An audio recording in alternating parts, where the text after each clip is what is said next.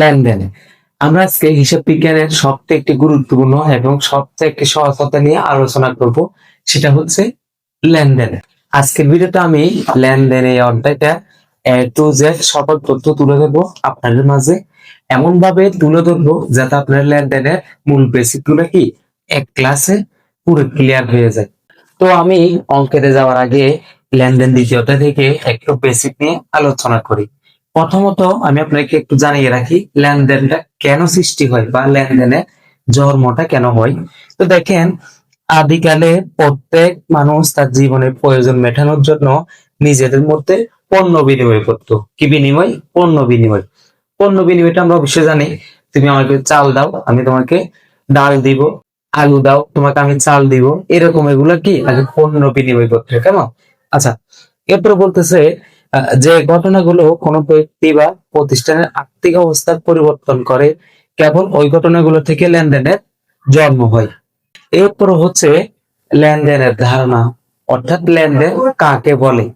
লেনদেনটা হচ্ছে অর্থের অঙ্কে পরিমাপযোগ্য ঘটনা, যা ব্যবসায়ের আর্থিক অবস্থার পরিবর্তন করে।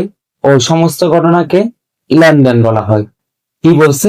আবার বলি, অর্থের অঙ্কে পরিমাপযোগ্য। অর্থের অঙ্কে পরিমাপযোগ্য বলতে আমি বুঝাচ্ছি পণ্য ক্রয়, অর্থাৎ একটা কলম ক্রয় 20 টাকা বা 30 টাকা। এই যে টাকা 30 টাকা, এটা অর্থের অঙ্কে পরিমাপযোগ্য।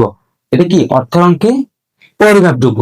আচ্ছা, এরপরে বলতেছে যা ব্যবসায়ের আর্থিক অবস্থা পরিবর্তন করে। ব্যবসার আর্থিক অবস্থা, আমি যদি একজন দোকানদার থেকে এই কলমটা নিয়ে আসে 30 টাকা দিয়ে, ওই দোকানদারের যদি লাভ না থাকে, তাহলে কি আমাকে এই কলমটা 30 টাকা দিয়ে দিবে? দিবে না। অবশ্যই এই কলমের ভিতরে একদম সর্বনিম্ন 5 টাকা লাভ থাকতে হবে।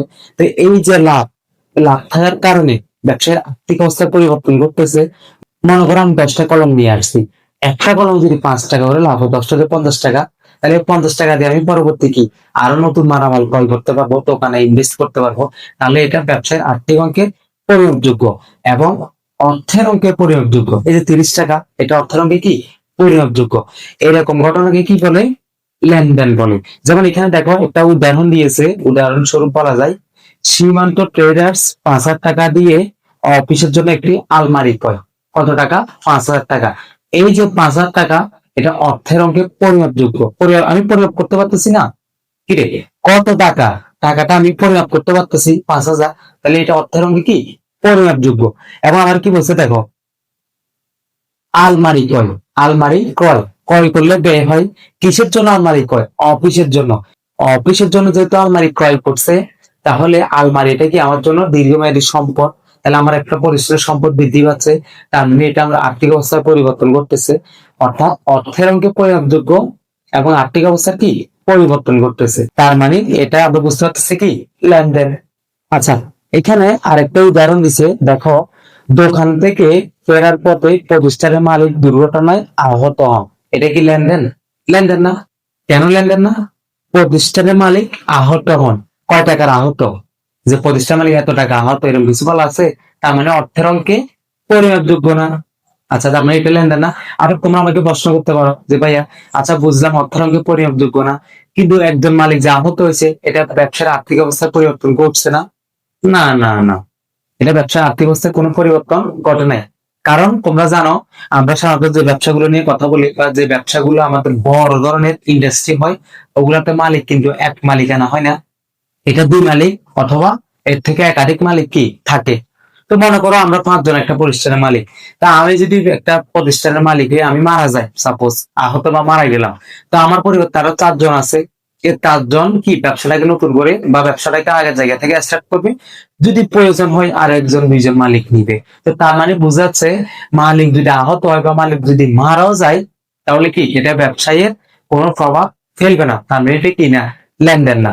যেমন তোমরা এখানে দেখো বলতেছে, প্রথমে যেহেতু অর্থায়নকে পরিমাপযোগ্য এবং ব্যবসার আর্থিক অবস্থা পরিবর্তন হয়েছে, তাই প্রথমটি লেনদেন।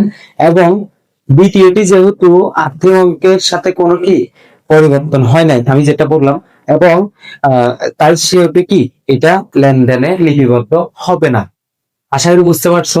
অসুবিধা নেই, চিন্তার কিছু নাই, আমরা লেনদেন নিয়ে আরো ডিপলি আলোচনা করবো। আজকে জাস্ট বেসিক ক্লাস নিয়ে আলোচনা করতেছি। তো সবাইকে ধন্যবাদ, পান বেশি খেতে হইলো। আজকে ভিডিও পর্যন্ত, সবাই ভালো থাকো, সুস্থ থাকো। দেখা হচ্ছে পরের ভিডিওতে। আল্লাহ হাফেজ, আসসালামু আলাইকুম ওয়া রাহমাতুল্লাহি ওয়া বারাকাতুহু।